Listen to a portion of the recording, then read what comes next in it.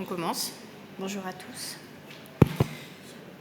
Merci d'être présents donc, pour ce petit débat, discussion aujourd'hui qu'on souhaite avoir avec vous sur manger local, sain et durable, c'est possible. Vous avez vu, on a mis un point d'exclamation et pas un point d'interrogation. Pour autant, on va quand même se poser un certain nombre de questions ensemble. Alors donc je me présente, je suis Yuna Chifolo, je suis directrice de recherche à l'INRA.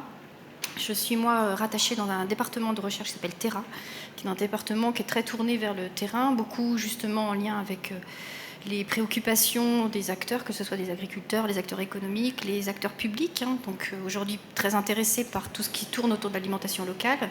Et je suis dans une unité de recherche qui est basée à Montpellier, qui s'appelle Innovation. Nous, on s'intéresse beaucoup à tout ce qui bouge dans le secteur agricole, autour de l'alimentation, en lien avec l'environnement. Tout ce qui bouge et en plus tout ce qui plutôt va dans le sens du développement durable. Enfin, en tout cas, on se questionne par rapport à ça.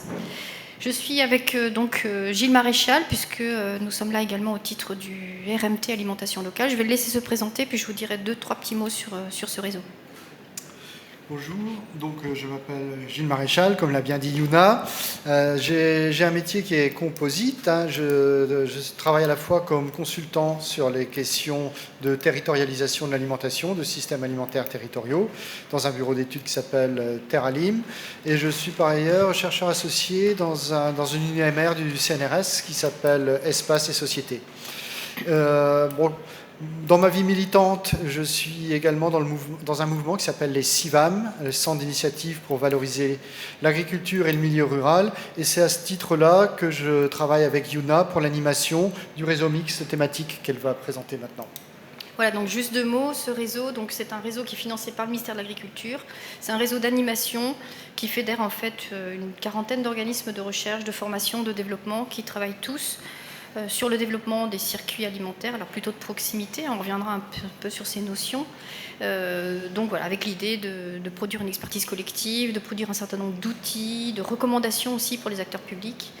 Donc voilà, c'est un réseau qui a déjà 5 ans d'ancienneté, qui est renouvelé pour 5 ans et qui permet justement la rencontre entre tous les acteurs qui se préoccupent de ces sujets. C'est un réseau, on le redira, donc avec un site ouvert, avec pas mal de ressources, donc le site rmtalimentationnlocale.org, donc avec un certain nombre de ressources, évidemment téléchargeables gratuitement. Donc on vous présente à chaque fois les résultats dont on va un peu parler aujourd'hui. Alors avant de commencer justement à vous présenter, l'idée c'est de vous présenter un certain nombre de résultats aussi, donc de recherches qui sont produites à l'INRAE, donc ex-INRA, enfin devenu INRAE, puisqu'il y a aussi des travaux qui sont menés à l'IRSTEA. On se rejoint maintenant sur ces problématiques. Donc autour du manger local, des recherches qui sont souvent participatives. Sur ce sujet, c'est clair que souvent les chercheurs ont même été un peu en retard par rapport au terrain. Les agriculteurs notamment, ou les consommateurs même, avaient pu développer des choses avant que la recherche ne s'y intéresse.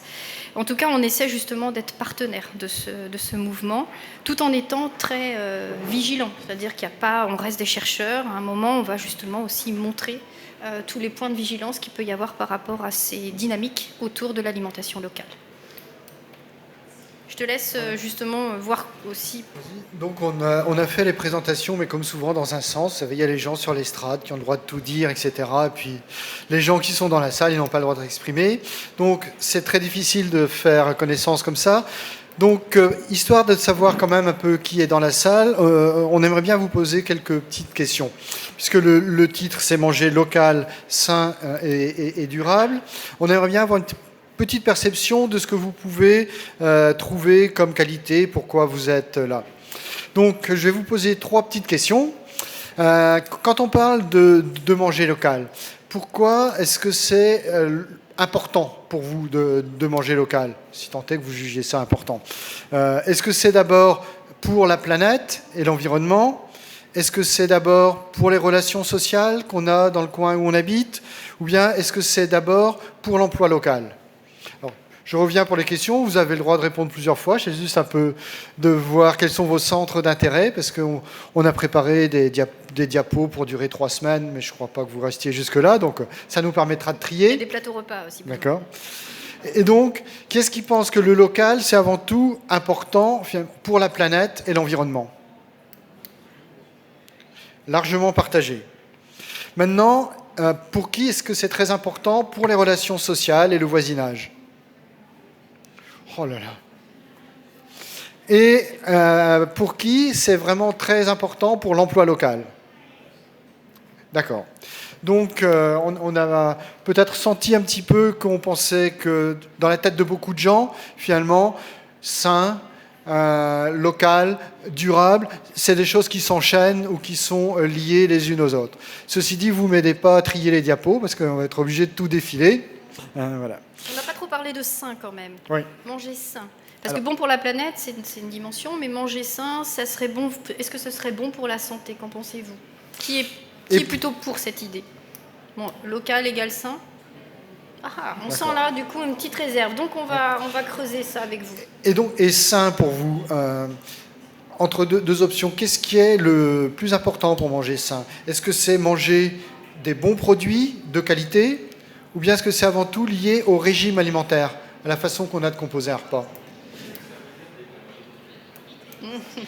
Je laisse ça à votre jugement. Mais disons des produits qui vous permettront d'être en bonne santé, pas malade, etc. Mais je veux dire, est-ce que la santé liée à l'alimentation, pour vous, est-ce que c'est plus lié aux produits de base ou bien plus lié aux façons de les préparer et puis de les associer? Qui pense que c'est vraiment le produit de base qui compte le plus? Voilà. Et qui pense que c'est le régime alimentaire et les façons de préparer? D'accord. C'est un petit peu partagé, mais je vois plus de mains se lever quand même sur les façons de préparer. Voilà. Bon, ben, on va pouvoir y aller, Yuna. Donc on va commencer à vous présenter quelques petits flashs par rapport aux questions qu'on a abordées. Oui, avec d'abord donc effectivement nous on travaille sur les circuits courts, enfin en particulier dans mon laboratoire, on s'est commencé à s'y intéresser en 2005, au moment où c'était tout mon circuit court et de proximité, tout ce qui pouvait justement être autour du manger local. En 2005, on voit qu'au-delà des circuits courts, maintenant c'est un mouvement beaucoup plus général, on va en reparler, approvisionnement des cantines, enfin ça peut être installation d'agriculteurs en périphérie des villes, donc il y a vraiment un mouvement général qu'on appelle plutôt reterritorialisation de l'alimentation. Donc on a fait un gros colloque l'an dernier, fin novembre, donc, qui était à Paris, avec un compte-rendu qui est disponible lui aussi sur le site du RMT. Vous avez des petites vidéos, vous avez un compte-rendu, des textes, donc n'hésitez pas là aussi à regarder toutes les ressources qui peuvent être proposées. Alors, oui. Et vous pourrez prendre en sortant ce numéro spécial de la revue Village qui reprend quelques exemples, qui reprend quelques considérations et puis des idées qu'on a pu échanger lors de ce colloque. Vous trouverez ça là-bas ou vous venez en chercher ici. Voilà, ça a été coédité donc avec l'INRA et on a essayé justement de présenter un certain nombre d'initiatives, alors exemplaires c'est beaucoup dire, mais qui sont de notre point de vue intéressantes. Du point de vue de la durabilité. Évidemment, pas parfaite, mais dans chacune, elles ont été choisies soigneusement. Il y a un intérêt, et puis de faire commenter ça par des chercheurs de toutes les disciplines. Parce que, effectivement, moi, je suis socio-économiste. Gilles est plutôt entre l'économie et la géographie, mais évidemment, ce sujet, il pose des questions de nutrition, de technologie, de sciences du sol. Donc, on a essayé justement de mobiliser tous nos collègues. L'analyse du cycle de vie aussi, on en reparlera, sciences de l'environnement, pour essayer d'avoir des points de vue là-dessus. Alors justement, pour montrer ce qu'on sait, ce qu'on ne sait pas, ce qu'il faut encore chercher, et puis déjà quand même un certain nombre de points de vigilance pour qu'on soit plus intelligent quand on construit ça. Alors déjà, on voulait justement quelques images autour de manger local. Manger local, donc justement dans ce colloque, on a fait une grande enquête avant. À peu près, on a enquêté environ 200 organisations, plutôt nationales, régionales, pour savoir un peu reterritorialiser l'alimentation. Derrière, les gens peuvent y mettre des choses différentes. C'est-à-dire que vous avez un manger local, consommer local, qui va correspondre à consommer des produits à la fois produits près de chez soi et transformés près de chez soi. Mais vous avez aussi une tendance autour de l'alimentation locale, qui est finalement des produits dont on connaît l'origine, mais qui peuvent être produits plus loin de chez soi. C'est donc une consommation plutôt de produits localisés, dont l'origine est mieux identifiée, en dehors des produits d'appellation, parce que vous avez évidemment le camembert, vous savez que c'est à peu près en Normandie, mais voilà, donc il y a des nouveaux types de produits. Par exemple, celui-ci, je ne sais pas si vous voyez bien, une pâte à tartiner, vous voyez déjà que c'est la France, mais on vous précise aux noisettes du Lot-et-Garonne. Donc pour certains, la reterritorialisation et le manger local, c'est aussi donner plus de transparence, par rapport à l'origine de produits qui peuvent rentrer dans un produit très composé. Après, pardon. Eh ben oui, pardon. Ouais, ce sera mieux, c'est comme si je préfère. Après, vous avez des formules aussi, je ne sais pas, alors je suis bretonne, hein, donc c'est pour ça, il n'y a pas de focus sur, même si j'habite à Montpellier, il n'y a pas de critique vis-à-vis, c'est juste pour vous montrer la diversité aussi des démarches. Produits en Bretagne, c'est ambigu, au sens où est-ce que c'est produit simplement transformé en Bretagne, ou est-ce que les matières premières viennent de Bretagne, en fait, il y a de tout. Dans Produits en Bretagne, il y a les deux. Donc, c'est pas si transparent, enfin, c'est pas si simple pour le consommateur. Et puis, vous avez Danone aux fruits d'ici. Là, pareil, j'ai pas d'action chez Danone, ni de préférence, mais c'est juste pour vous montrer la diversité. Fruits d'ici, personnellement, je ne sais pas d'où, mais en tout cas, ils sont d'ici. Vous voyez, donc, on voit bien, de toute façon, que le marketing s'empare aussi de cette alimentation locale. Donc on a, et puis vous avez des formules où là, un peu plus précises, cultivé, transformé localement, en plus il est bio, et en plus vous avez un site internet où vous pouvez aller chercher des infos. Donc on a quand même une diversité dans le paysage. Alors nous, notre boulot, il est d'essayer de clarifier ça, pas de juger, clarifier pour éclairer votre décision. Vous êtes consommateur, vous avez besoin d'en savoir plus, bon, alors nous on essaie de creuser ça.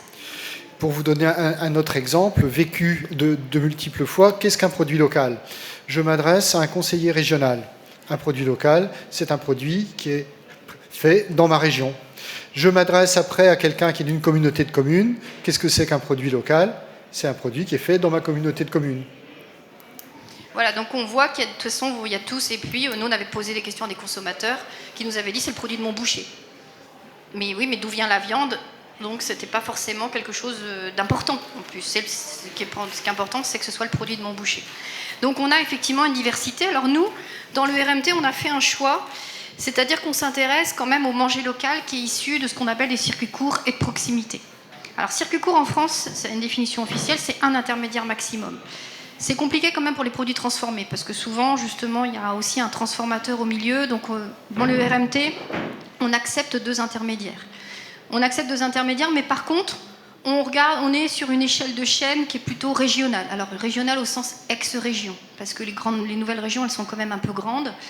C'est l'idée aussi que les ressources utilisées soient plutôt locales. Intermédiaire, on va jusqu'à de 0 à 1 ou 2, en particulier pour les produits transformés. La dimension, ce qui nous intéresse, c'est de voir qu'il y a des formules individuelles, collectives.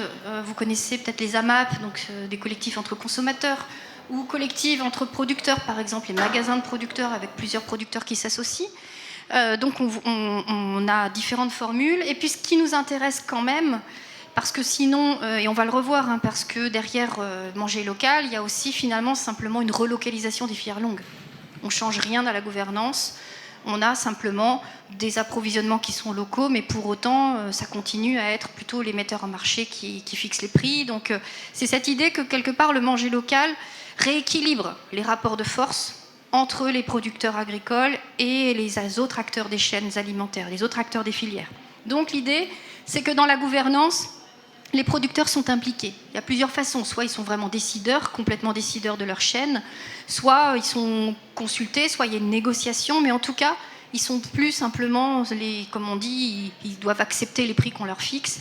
Donc il y a une réimplication des producteurs. Donc c'est un peu ce paysage, quand même très complexe, puisque vous allez retrouver de la vente à la ferme, des marchés, de l'approvisionnement local de la restauration scolaire, aussi des achats dans les industries agroalimentaires. Donc vous allez retrouver comme ça une diversité de formes derrière ce manger local, mais circonscrit, c'est-à-dire qu'on regarde justement à travers ces critères aussi les formules où les producteurs sont davantage intégrés dans les décisions qui sont prises.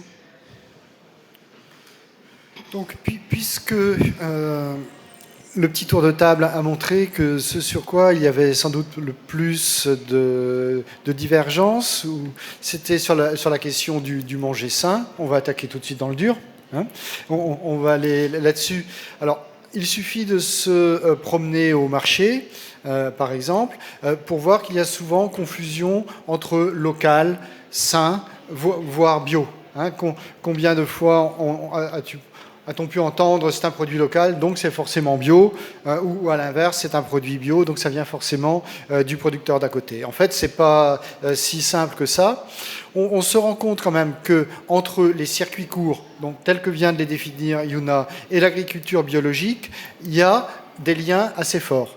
Alors, ce n'est pas forcément des liens de cause à effet, hein, mais il se trouve que quand on prend l'ensemble des producteurs qui pratiquent les circuits courts, on se rend compte qu'il y a plus que la moyenne d'agriculteurs en agriculture biologique là-dedans.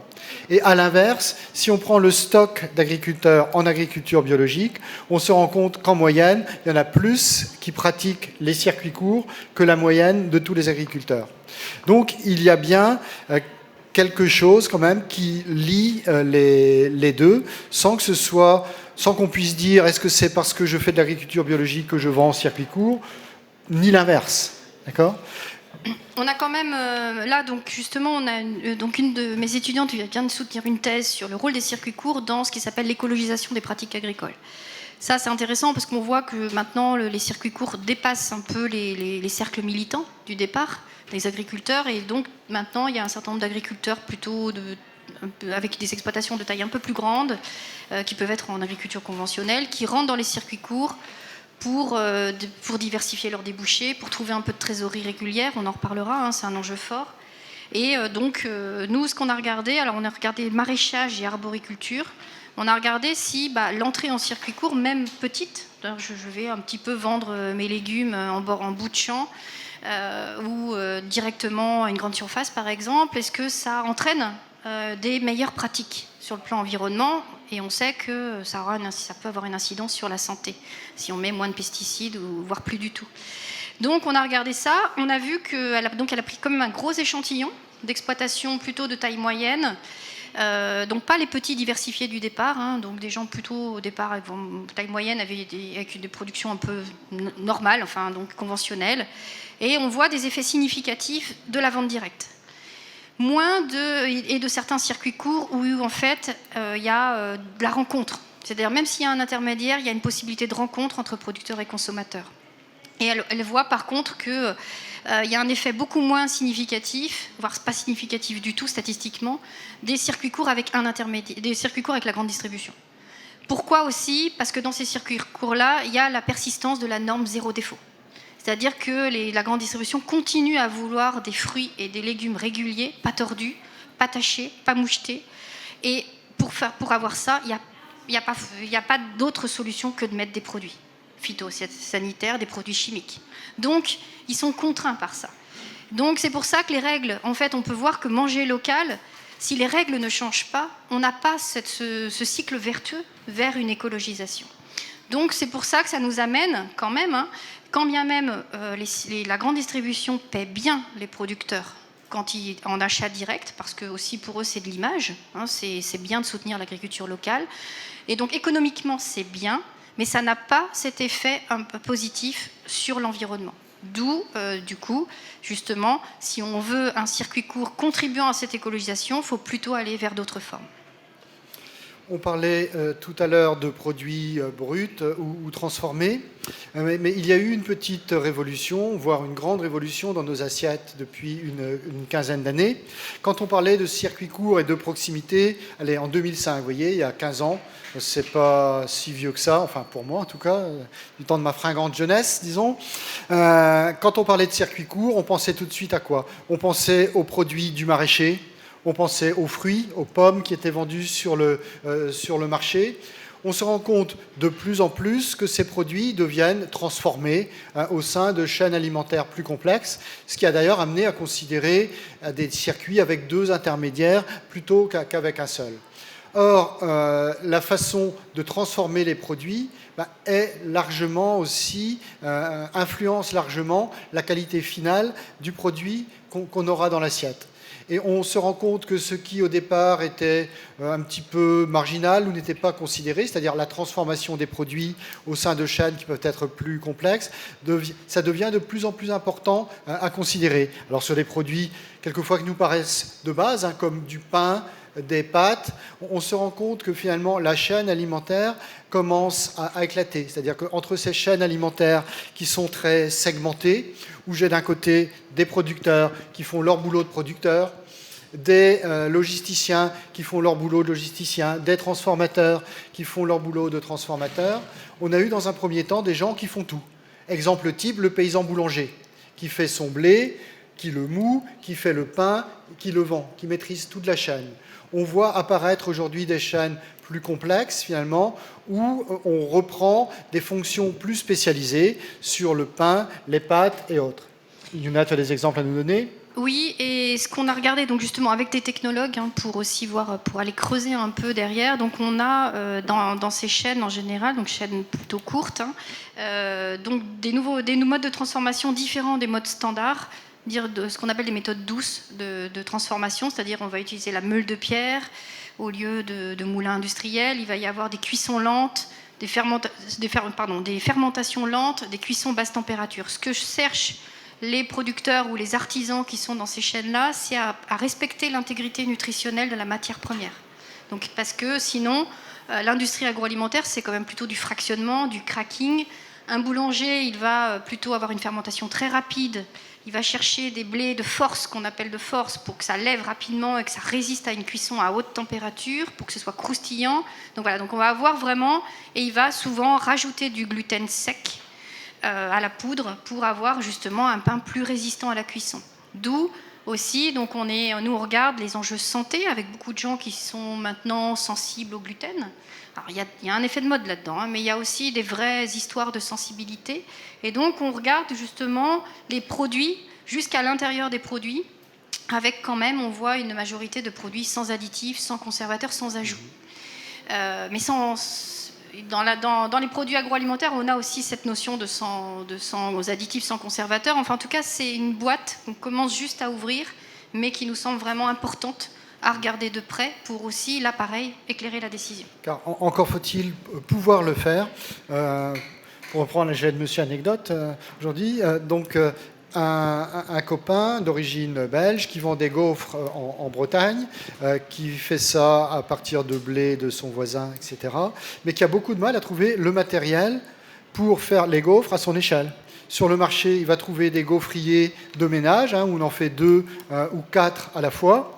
Il trouvera des gaufriers pour des échelles industrielles, où on en sort 500 d'une seule fournée. Lui, ce qui l'intéresse, c'est 50. Et ça n'existe pas. Voilà, ça s'appelle la transformation à petite échelle.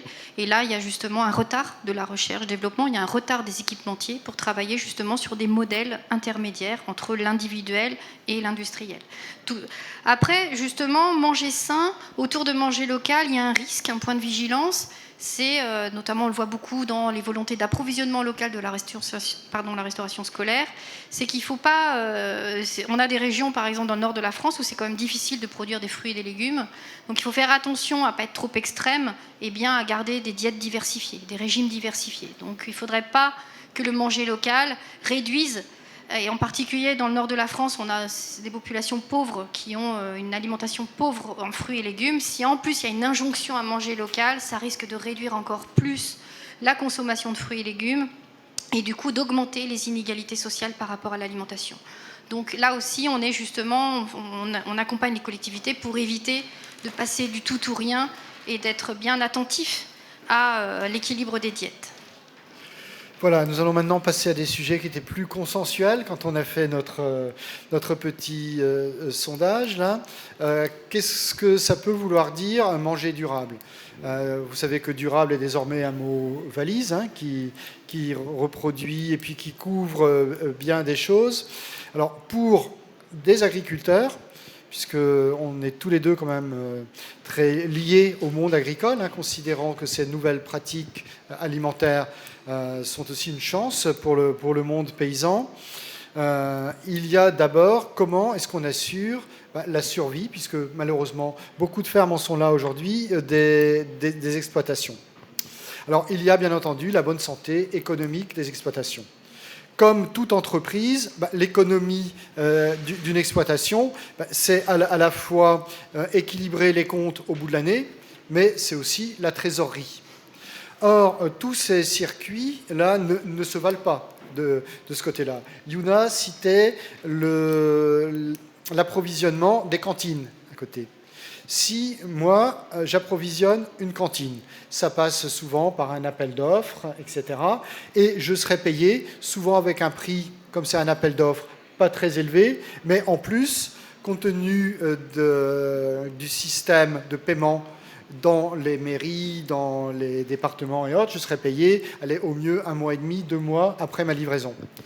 Quand je vais à un marché, je reviens à la maison avec les sous dans ma poche. Si je vends à une AMAP, donc AMAP, Association pour le maintien d'une agriculture paysanne, au contraire, ce sont les acheteurs qui vont me faire une avance pendant 6 mois. Donc ça, c'est extrêmement important pour avoir besoin ou pas de m'adresser à la banque pour avoir des prêts. Et au-delà d'un certain montant de prêts, d'ailleurs, je n'arrive plus à les avoir. Voilà, et ce sujet, vraiment, enfin moi, quand j'ai commencé à travailler sur le circuit court, c'était pas du tout dans l'idée d'un militantisme, d'une reconnexion entre des producteurs et des bobos urbains, qui est un peu la caricature quand même de ces circuits. C'est vraiment en Languedoc, il y avait des agriculteurs qui étaient en très grande difficulté économique, et pour eux, le circuit court, c'était de la survie. Vendre un petit peu de légumes, vendre un petit peu, c'était aussi avoir un peu d'argent aussi, et c'est toute la dignité, dignité de la vie. Enfin, on était vraiment dans une situation de grande difficulté. Et vraiment, j'ai regardé d'abord le rôle des circuits courts dans la lutte contre la précarité des agriculteurs. Ça reste vrai. On a quand même une agriculture... Alors, les petits diversifiés s'en sortent mieux aujourd'hui, mais on a quand même justement toute cette agriculture de taille moyenne, en vraie difficulté, pas assez compétitive par rapport aux pays européens. Donc elle a plus de mal quand même à s'en sortir, d'où l'intérêt aussi de la tirer vers la restauration collective, tout en l'encourageant à faire mieux, donc en l'encourageant justement dans ce processus de production plus vertueuse du point de vue de l'environnement. Attention aussi, ce qu'on a vu par exemple, la performance de ces circuits, elle est très liée au fait ou pas qu'il y ait des équipements de proximité. On a vu par exemple la performance d'un agriculteur en vente bovine, en vente de viande bovine, pardon, ça peut varier de 1 à 4 selon s'il y a un abattoir à proximité. Parce que si le gars il doit faire 200 km pour déposer sa vache, revenir, retourner la chercher découpée, revenir, vaut mieux qu'il la vende à un maquignon, à un grossiste. C'est pas la peine de faire du circuit court. Donc là, il y a une responsabilité des territoires, de l'État, aussi d'équiper le territoire pour qu'on puisse faire justement ces circuits courts, cette alimentation locale au plus près justement ou dans les bassins de consommation, sans mettre un abattoir à tout bout de champ. Avec évidemment, ça aussi c'est le problème, parce que quand on dit ça aux élus, ils ont tendance, ok, mais après on se retrouve avec 7 projets d'abattoirs sur un tout petit rayon de 30 km, donc il faut qu'il y ait de la coordination, il faut qu'il y ait du dialogue. Mais il y a vraiment cet enjeu de rééquiper les territoires pour avoir cette alimentation locale en produits transformés. Et c'est bien pour ça que dans notre approche, nous considérons que la promotion, le développement de ces circuits courts et de proximité n'est pas simplement l'affaire de producteurs et de consommateurs. Alors on a parlé des transformateurs, de divers intermédiaires, mais il y a aussi une responsabilité collective. C'est-à-dire que quand un abattoir est fermé, ça peut paraître un peu déconnecté de la vie des consommateurs ou des producteurs. C'est souvent une responsabilité publique. La plupart des abattoirs de proximité sont sous responsabilité publique, mais c'est absolument fondamental pour la capacité ou pas de gens de pouvoir faire de la vente directe ou bien d'être obligés de s'adresser à des circuits beaucoup plus longs. Donc l'approche territoriale, qui implique des responsabilités qui ne sont pas évidentes au départ dans la chaîne alimentaire, c'est vraiment une condition obligée pour comprendre un peu quels sont les mécanismes qui rendent possible ou pas le maintien, le développement de formes d'agriculture directement liées aux consommateurs. Alors toujours sur l'économie, tous les circuits courts ne se valent pas, et donc on a justement aussi, en particulier avec la révolution numérique, donc on a pas mal de formules de vente de produits locaux par Internet avec des cas où il y a des intermédiaires qui prennent une très grosse marge. Donc là, on vous invite à poser des questions, à vous questionner sur la marge. Et notamment ce que l'on fait justement, ce qu'on a fait, donc une étude qu'on a fait, justement, Gilles était associé, donc aussi le réseau des boutiques paysannes et des magasins de producteurs. On s'est intéressé à ce qui s'appelle l'effet multiplicateur de l'achat local. C'est-à-dire quand vous avez 10 € que vous dépensez dans un magasin de producteurs, à qui profite votre argent? Comment il va être dépensé, puis ensuite redépensé, puis ensuite redépensé. On suit l'argent sur 3 rounds. Et puis après, on calcule l'argent qui sort du territoire et on regarde où qui reste et à qui il profite dans le territoire. Et on peut comparer avec quand vous dépensez 10 € au supermarché ou quand vous dépensez 10 € chez un charcutier, chez un boucher, en regardant justement comment c'est redépensé à chaque fois. Là, on a un exemple de boutique de producteur. Le consommateur, au départ, il dépense 100 €. On a 91 € qui profitent au producteur et avec une partie locale et non locale. Et au final, donc 60 € qui restent en local, le local ayant été défini, dans ce cas-là, sur 80 km. Vous retrouverez cette étude dans le hors-série. Vous le trouverez également donc, sur le site du RMT. Ça, c'est très puissant. Ça montre, c'est l'idée vraiment de transparence de l'argent aussi, enfin du flux d'argent, pardon, derrière un achat local. Et on a justement un effet multiplicateur de 2,3 dans ce cas-là, c'est-à-dire on regarde, c'est-à-dire vous dépensez au départ 10 €, oui c'est ça, ça fait 23 € finalement qui restent, parce que c'est redépensé à chaque fois. Et ça, c'est très différent d'un supermarché où on va de 10 à 10,5 ou d'un artisan, ça va de 10 à 14. Donc, vous voyez, on a justement ce type de travaux un peu nouveaux pour essayer, là, pareil, d'éclairer vos décisions et de voir donc à quoi sert votre argent. Et c'est là qu'on peut justement, par exemple, dans des formules sur Internet, avec des intermédiaires du local a priori, des fois l'argent il fuit même dans d'autres pays et il fuit très vite, il fuit dès le premier round de dépenses. Vous dépensez 10 € puis finalement ça sert à des actionnaires, ça sert à... Voilà, donc c'est important là aussi d'avoir ce type d'éclairage. Donc manger durable, ce n'est pas qu'une question d'économie. C'est aussi une question de société, alors de société locale et puis de société nationale et globale. On sait depuis longtemps, je crois que c'est presque d'abord là-dessus que tu avais travaillé, Yuna, au début, qu'à travers ces réseaux alimentaires locaux, il y a des rencontres qui se font.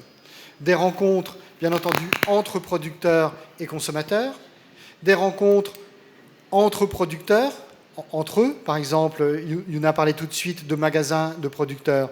Ce sont des magasins qui, ensemble, vont faire une sorte de petite supérette. Il faut bien qu'ils se parlent pour savoir quel sera le taux de marge, pour réguler la qualité des produits et ainsi de suite. Mais aussi entre consommateurs, entre eux. Il n'est qu'à aller dans un marché, observer les dynamiques qu'il y a pendant que les gens font la queue, comment ça cause, comment ça dit du mal de ceux qui ne sont pas là cette semaine, et ainsi de suite. Il y a beaucoup de choses qui se passent autour de l'alimentation, surtout dans des pays comme les nôtres, où la latinité a une certaine importance. L'alimentation est un acte social au terme de l'alimentation, c'est-à-dire qu'on a des assiettes qui sont en face des amis ou en face de celles de la famille, donc c'est un acte social avec lequel on se relie, mais aussi dès le départ, et notamment à travers ces circuits courts, quand on va faire par exemple une visite de ferme ensemble, un acte qui permet de nous relier différemment entre la ville et la campagne, entre producteurs entre eux. On parle beaucoup de la grande solitude des producteurs actuellement, des taux de suicide importants qui existent. Le fait de pouvoir compter et s'appuyer sur des collègues, c'est quelque chose d'extrêmement important. Et oui, effectivement, et le lien, il est social, il est professionnel. Ça joue beaucoup. C'était cette idée aussi que les agriculteurs, ça recrée du lien, du dialogue technique entre agriculteurs, parce qu'en filière longue, on a des agriculteurs parfois très isolés qui voient simplement le vendeur d'engrais phyto qui passe chez eux. Là, on a des occasions de rencontres répétées avec d'autres producteurs. Souvent, ceux qui sont un peu plus avancés par rapport à l'environnement peuvent aussi discuter avec ceux qui le sont un peu moins. Et c'est pour ça qu'il y a cette écologisation. Ce progrès vis-à-vis de l'environnement est lié à cette possibilité de rencontre. On va aller un petit peu plus vite, histoire de garder un peu de temps pour les questions. Donc, sur le social, alors, plus classiquement, c'est la fierté aussi de ces producteurs de trouver les produits qu'ils produisent dans les magasins près de chez soi. Moi, je travaille par exemple à Figeac, une grande zone de production de bovins. Finalement, il n'y avait pas un seul kilo de viande dans les magasins autour, dans les boucheries autour, alors que Figeac, on a énormément de production de viande. Donc voilà, et du coup, ils ont ouvert une grande boucherie qui maintenant, je crois qu'il y a 17 salariés dans la boucherie, tellement ça marche, et les agriculteurs sont très fiers de voir que leur viande, elle est vendue localement. C'est la reconnaissance d'un métier, de la qualité qui est faite. C'est aussi de la pédagogie, des apprentissages, que ce soit des producteurs qui apprennent mieux aussi les attentes des consommateurs, et inversement, les consommateurs qui comprennent aussi un peu mieux un agriculteur et ses contraintes. Mais quand même, sur le social, on nous pose toujours la question, où on nous rétorque toujours « manger local, c'est plus cher ». Manger local, ce serait pour une élite. ce serait pour les bobos, ce serait pour ceux qui sont déjà... Alors, donc ça pose la question du prix, ça pose la question d'accès pour tous. Une enquête nationale en 2013, on avait justement montré que en fait, la consommation en circuit court, elle n'est pas si différente. Le profil des consommateurs, il est presque pareil que la population française. Donc il y a une image, c'est-à-dire l'image est différente de la réalité. On avait vu que c'était 10% des achats alimentaires en 2013, c'était avant la révolution Internet, donc on pense que ça a progressé, mais donc il y avait une légère surreprésentation des cadres et des retraités. Et ce qui était intéressant, c'est qu'on a quand même on voit une diversification, mais par contre, toujours des efforts à faire pour toucher un public fragile, pour toucher des publics démunis. Donc on essaie justement aussi d'introduire des produits locaux dans l'aide alimentaire. Il y a plein d'innovations qui vont en ce sens, quand bien même, là aussi, point de vigilance, il faut dépasser l'aspect caritatif. La charité, c'est pas la charité, l'idée c'est de redonner aussi aux gens en difficulté le moyen de redevenir acteurs de leur alimentation, de redonner le choix. Et donc, on regarde de près justement les démarches, celles qui vont redonner du sens, redonner de l'action donc, à ces publics fragiles. Dernier point, par rapport à la durabilité, donc le local en circuit court entraîne le bio, oui, mais pas à n'importe quelle condition, plutôt dans des liens directs, quand il y a de la pédagogie, quand il y a de la rencontre. Il y a des enjeux autour de la biodiversité, le maintien des races locales, des fruits oubliés, donc des vieilles variétés, tout ça, ça a quand même été maintenu avec ces circuits. C'est aussi une réduction des emballages, c'est aussi le maintien des paysages, nature en ville, ceinture verte, donc avec un certain nombre d'enjeux environnementaux là aussi, sur lequel on a un certain nombre de connaissances produites. Et là-dedans, il n'est pas question que d'engagement en faveur du bio, par exemple. Dans une région comme la mienne, vous avez vu Yuna me titiller en tant que breton, au moins à 2 occasions, où le maraîchage diversifié avait pratiquement disparu. La plupart des maraîchers qui fournissent les marchés locaux en bio, en légumes, sont en bio. Mais c'est aussi, finalement, parce que ce sont les bio qui maîtrisent les techniques pour le faire, techniques qui ont été un petit peu oubliées ou qui ont disparu chez la plupart des maraîchers. Et volontairement, parce que je n'ai pas mis l'empreinte carbone, parce que c'est souvent mis en avant comme manger local, c'est mauvais pour la planète, parce qu'il y a plein de petits déplacements.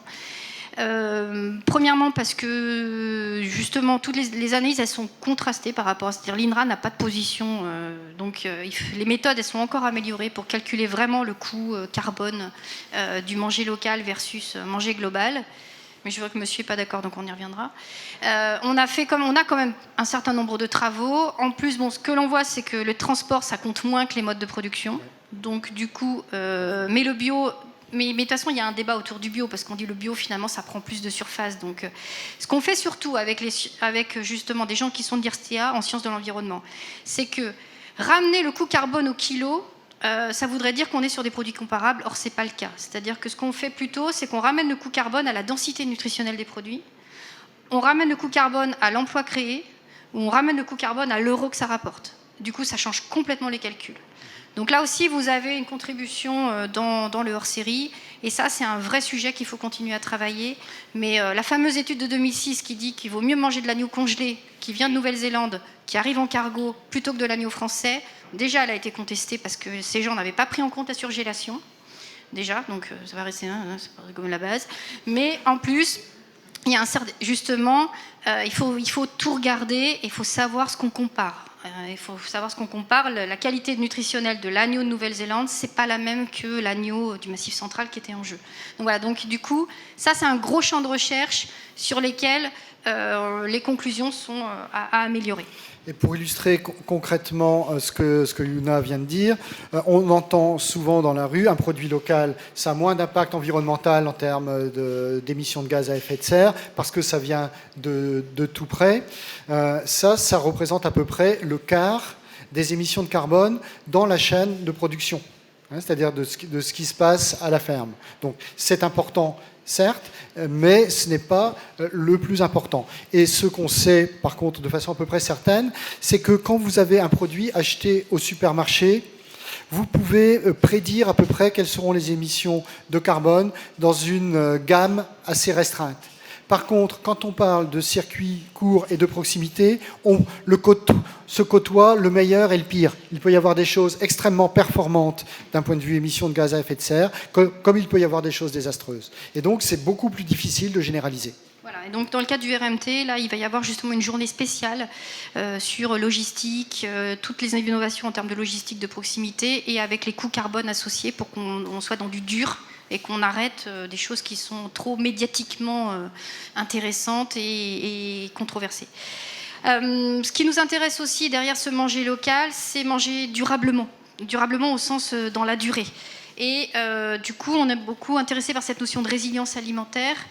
On s'est posé la question, est-ce que vous connaissez la dépendance de votre territoire à l'alimentation? Est-ce que vous savez justement, tenez, si on coupait tout, les routes, s'il y avait une grève, s'il y avait de la neige?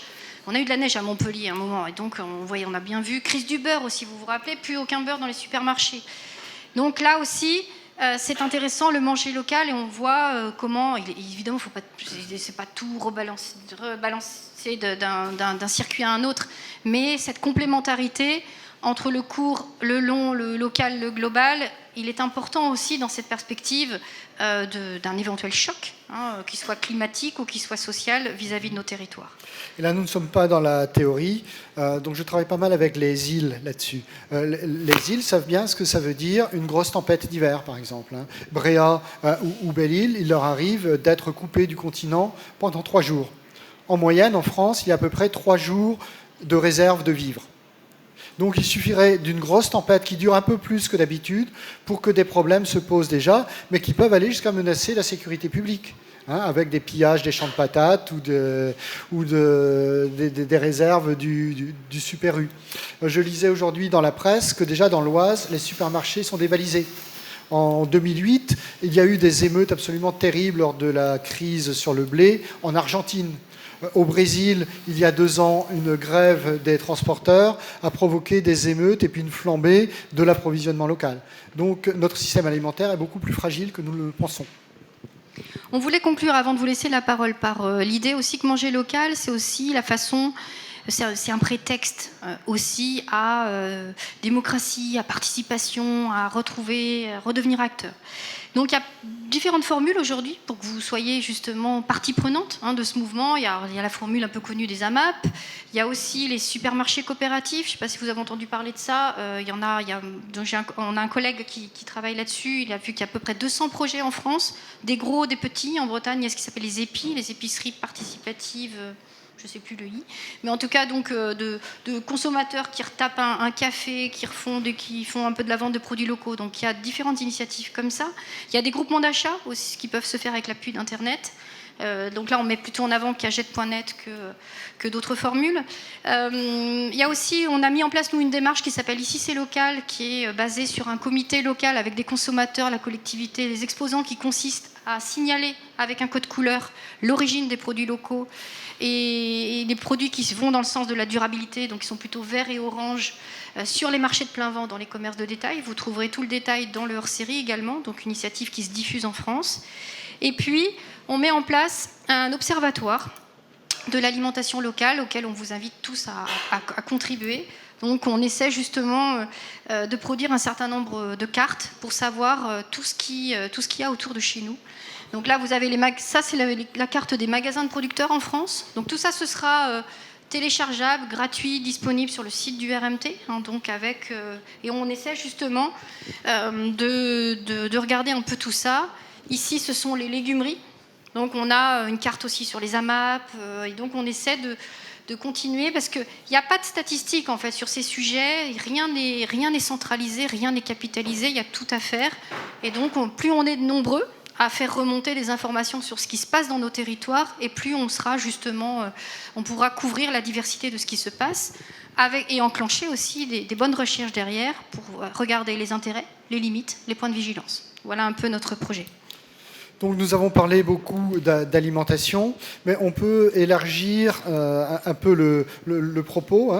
La reterritorialisation de l'alimentation, c'est à la fois un emblème et puis un laboratoire de choses qui se passent ailleurs. Un emblème dans la mesure où ça nous touche particulièrement. L'aliment, c'est quelque chose que nous pratiquons, malheureusement pour certains, nous aimerions pratiquer 3 fois par jour. D'accord ? Donc ça nous touche au plus profond parce que ce sont aussi des choses qu'on ingère et qui peuvent menacer notre santé. Donc c'est particulièrement fort d'un point de vue symbolique. En cela, c'est un emblème. Mais c'est aussi un laboratoire, c'est-à-dire des choses qui ont été testées dans l'alimentation, sont aujourd'hui réadaptées dans d'autres milieux. On vous a montré les AMAP, par exemple, qui consistent finalement à prendre un abonnement sur un panier de légumes qu'on recevra toutes les semaines par la suite. Ça a été transposé dans le domaine culturel.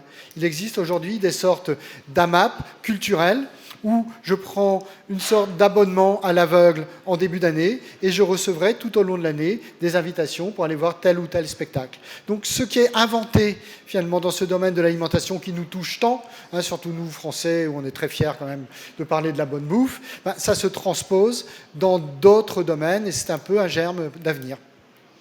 À vous la parole. N'hésitez pas. On va prendre plusieurs remarques et puis... Bonjour, Stan von Schulz. Une petite question, donc vous parlez de produits sains. Effectivement, il faut manger sain, mais dans votre exposition, on ne parle absolument pas de la sécurité sanitaire. Or aujourd'hui, on voit bien que l'industrie a de fortes contraintes au niveau sécurité sanitaire et on est le pays le plus sûr du monde. La question, c'est la question de la preuve. Est-ce qu'aujourd'hui, les produits qui sont mis en circuit court, ce qu'on trouve sur les marchés, etc., font l'objet de contrôles aussi rigoureux que l'industrie? Et j'en suis pas certain. Et comment on peut garantir aux consommateurs au niveau local, dans un circuit court, d'avoir la sécurité? On a su éradiquer la salmonelle à travers l'industrialisation de la production de l'œuf. C'est pas forcément une bonne chose et il vaut mieux revenir effectivement au parcours plein air qu'aux œufs de poule en cage. Néanmoins, on peut aussi voir le retour de maladies ou de bactéries liées au développement du circuit court non maîtrisé.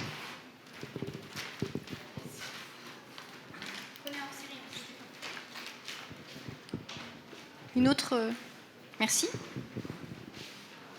J'ai juste une question de détail par rapport à un exemple cité tout à l'heure d'un éleveur qui voudrait être en circuit court et si l'abattoir est à 200 km, c'est pas rentable. Enfin, est-ce que c'est vrai pour tous les segments de marché? C'est-à-dire, est-ce que s'il est bio et où il peut vendre ça vraiment plus cher, ça reste vrai ou...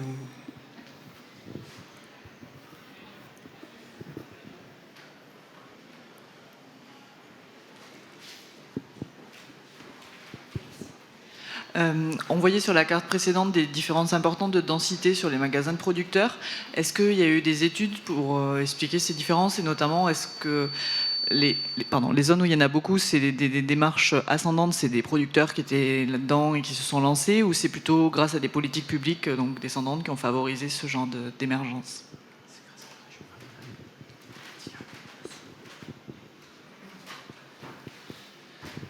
Quelles sont les relations entre les achats en circuit court et le fait maison par rapport à l'achat de produits transformés, de produits préparés, de plats préparés? Chez les consommateurs, vous voulez dire, c'est ça, hein? Ouais, ok. Est-ce que les consommateurs en circuit court font plus la cuisine que les autres? On en prend une cinquième, peut-être, une autre, puis on y va. Puis après, on va répondre, comme ça. Merci, Olivier Bochery. Vous avez dit qu'il n'y avait pas de définition du local. Vous avez parlé des fameux 80 km. Du coup, vous avez pris quoi, vous, comme référence dans vos projets, dans vos travaux? Puis vous avez introduit aussi la question très intéressante du local et du localisé, pour montrer qu'il y avait une confusion là, dans l'esprit des consommateurs. Et du coup, qu'est-ce que vous en dites, vous, par rapport aussi à vos travaux de ces deux approches? Laquelle tu prends, Lina? J'adore celle sur le sanitaire, donc je vais la prendre parce que... Ouais, et moi, après, je fais le lien avec la cinquième. Ok. Donc sur le sanitaire, c'est une question qu'on nous pose souvent. Justement, on a fait une réunion du RMT spécifiquement là-dessus. On a fait intervenir DSV, enfin tous les gens compétents et avec l'autorité. Et donc, ils nous ont confirmé, assuré qu'il y a autant de contrôles sur le circuit court que sur le circuit long. Donc voilà. Donc après, l'État a moins de moyens. Donc il y a moins de contrôle globalement, que ce soit sur le long que sur le court. Mais il y a autant et du coup, c'est pas les mêmes risques. Il faudrait être... on manque d'une analyse de risque. Notamment, c'est la question, par exemple, les abattoirs, ils sont soumis à la même norme sanitaire, qu'ils soient gros ou petits.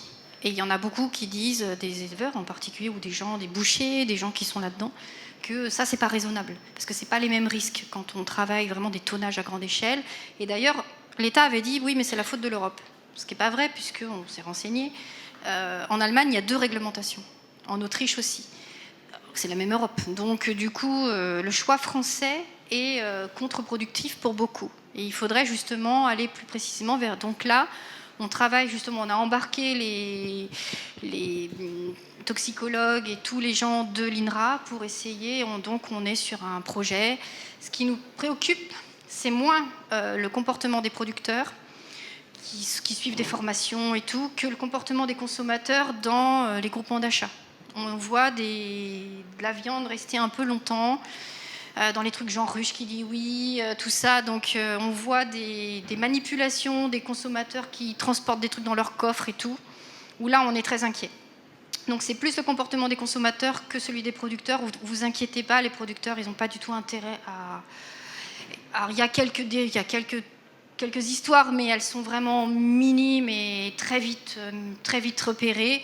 Mais les consommateurs, c'est un grand champ totalement inexploré. Donc là, on fait venir des microbiologistes de l'INRA pour aller conseiller les consommateurs pour faire mieux. D'autant que le risque sanitaire n'est pas le même selon les produits. Je me souviens que le risque sanitaire d'une carotte et d'une côte de porc, c'est pas du tout la même chose.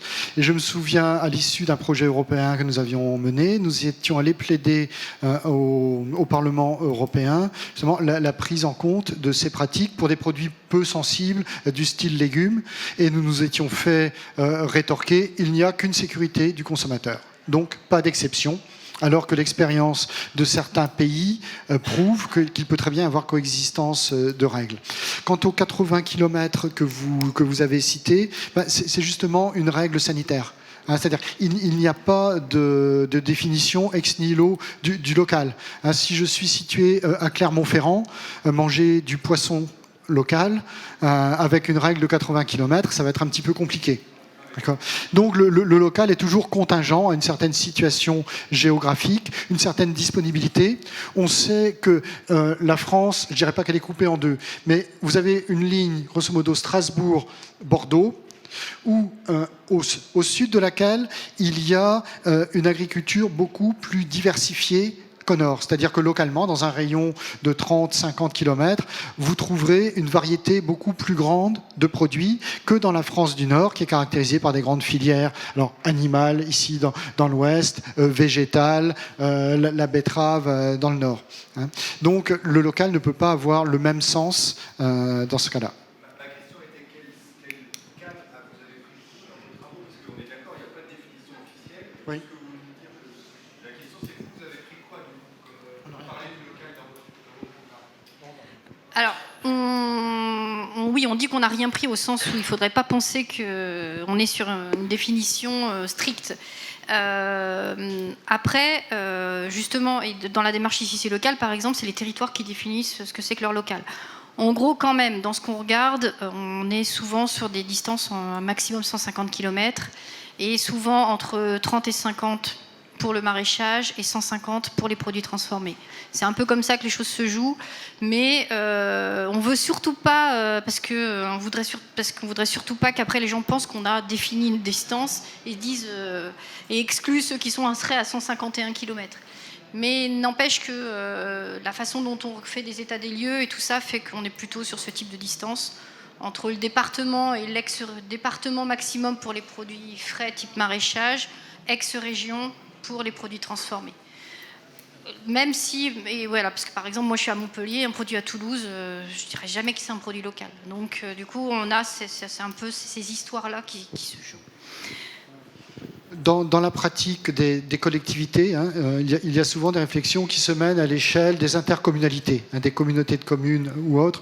Ce qu'elles mettent souvent en avant, c'est un produit local, c'est un produit qui vient de notre propre communauté de communes, notre propre intercommunalité, plus les intercommunalités voisines. C'est souvent ça qui est retenu. Et donc ça fait un rayon, vous voyez, à peu près d'une 50aine de kilomètres.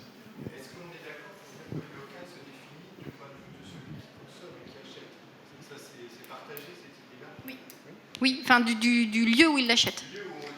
Du lieu où il l'achète, oui. Pas de sa maison, mais du lieu où il l'achète, c'est ça, effectivement. On va vite, histoire peut-être de prendre quelques autres questions. La diversité des magasins de producteurs, en effet, ça c'est une bonne question. C'est-à-dire, on commence justement à essayer de voir un peu les déterminants de cette répartition dans le paysage. Les magasins de producteurs, ils suivent ce qu'a dit Gilles, c'est-à-dire que là, on est vraiment sur une histoire d'agriculture plus diversifiée, avec des exploitations plus petites et moins de coopératives. C'est inversé, c'est corrélé négativement avec les coopératives. Ici, on a justement plus de coopératives, et là, ici, ça, c'est une zone aussi avec une agriculture pas beaucoup diversifiée, donc, mais on cherche justement, on est en train de, comme on fait cet observatoire, on va faire intervenir un certain nombre de déterminants.